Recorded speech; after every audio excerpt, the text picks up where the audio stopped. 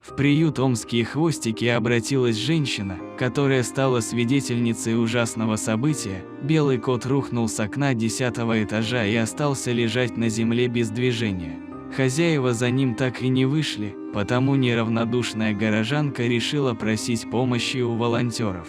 Белоснежного молодого кота экстренно отвезли к ветеринарам. Даже без осмотров было ясно, что ситуация сложная. Бедняга дрожал, не мог встать, бешено смотрел на всех вокруг. Вердикт врачей был неутешительным: 9 переломов, в том числе и всех 4 лап.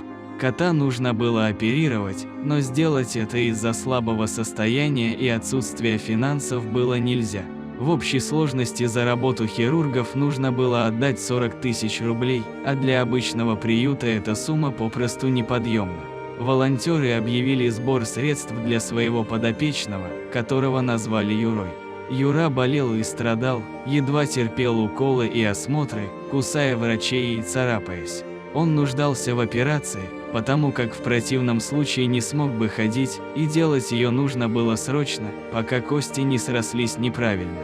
В конечном итоге общими усилиями нужную сумму для Юры собрать удалось.